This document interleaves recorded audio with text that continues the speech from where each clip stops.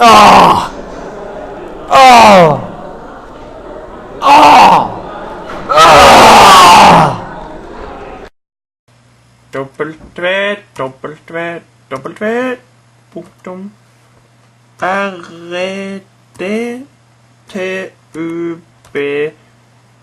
Kajove! Ja. Nå må du legge deg! Nei! Jo. Nå må du legge deg, vennen min.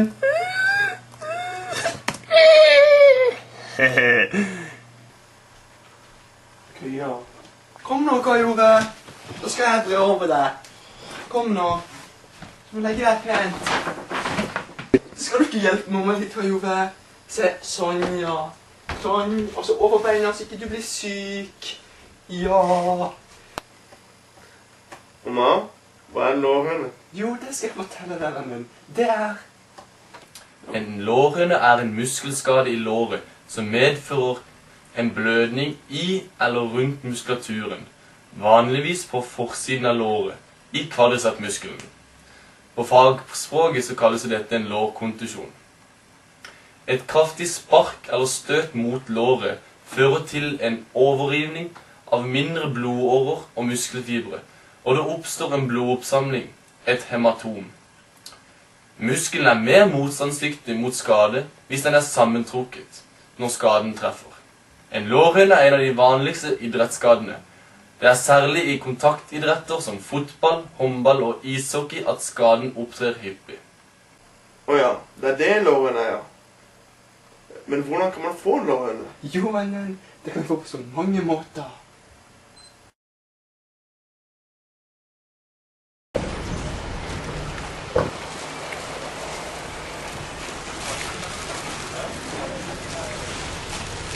Det er min sykkel. Lårhøne! Å nei, der var min sykkel. Det går det bra. Det går bra. Ja, det var det. Ok. Ha det.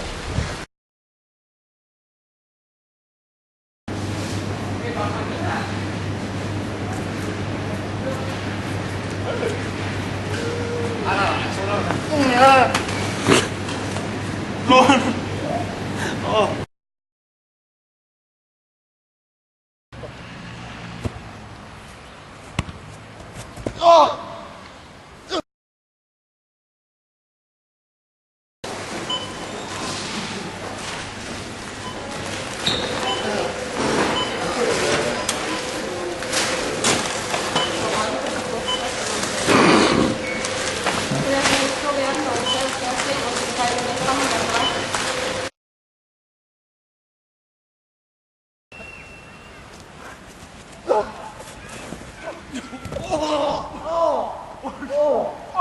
Hva skjedde?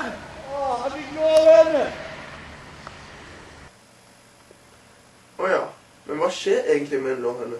Jo, da skjer dette. Blødningen i muskelen kan enten skje inni muskelen eller mellom muskelfiberbuntene. Ved blødning inni muskelen fylles muskellosjene med blod, og trykket øker fordi hylsen slipper ikke blodet ut.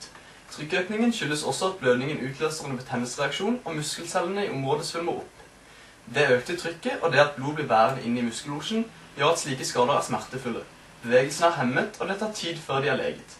Blødningen mellom muskellosjene gjør at blodet renner vekk, oftest ned mot kneet, og fordeler seg mellom muskellosjene og gir langt mindre smerter og ubehag. Ja, men hvordan fikser man det? Jo da, vi kan behandle det på denne måten. Førstehjelp er avgjørende for å begrense skaden. Immobilisering, nedkjøling, komprimerende bandasje og heve låret. Ved skade på forsiden av låret gjøres det praktisk ved å legge vedkommende på ryggen, bøye hofteleddet og kneleddet 120 grader. Dette øker trykket inn i lårmuskelen og bidrar derfor til å begrense blødningen. Denne bandasjeringen kan gjerne brukes og i opp til 24 timer. Nå må du legge deg ned helt i ro. Ha beinet høyt opp på stolen. Så tar vi denne isposen, legger den på skadestedet, og tar denne komprimerende bandasjen rundt.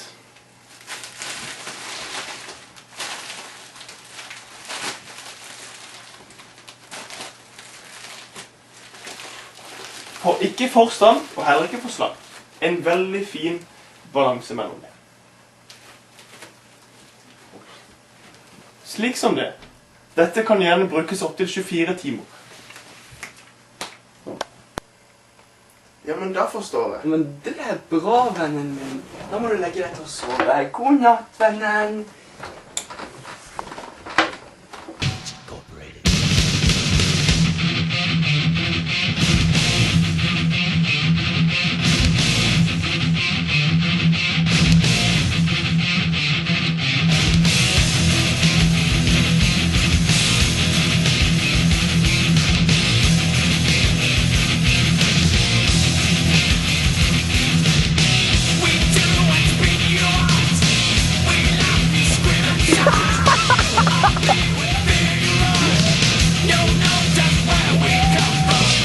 Oh no, it's Henrik!